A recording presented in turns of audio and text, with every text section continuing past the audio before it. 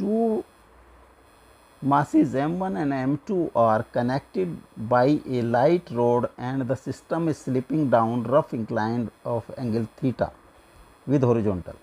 The friction coefficient at both contact is mu.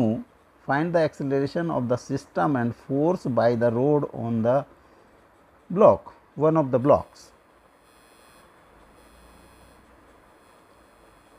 एक inclined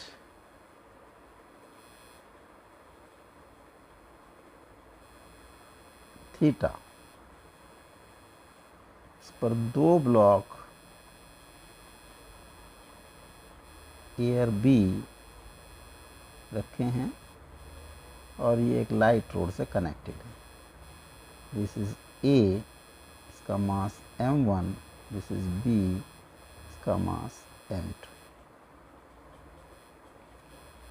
Coefficient of friction is mu. Coefficient of friction between block and this incline is mu.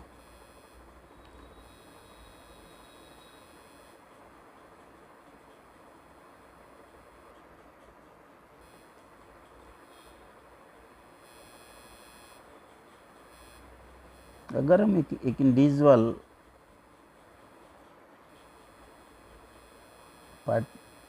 Block देखें जिसका मास m है, इसका acceleration calculate करें.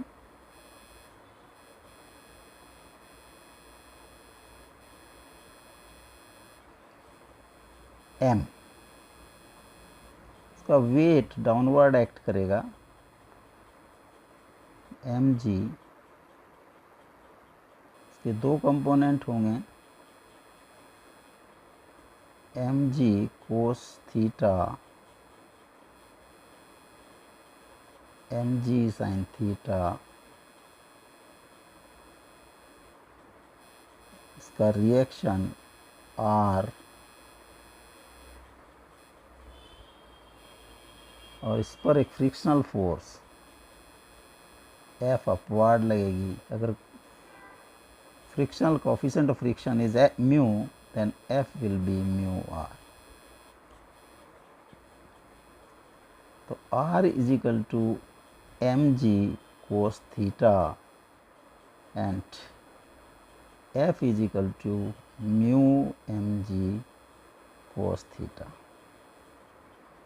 Net force, downward force is mg sin theta minus mu mg cos theta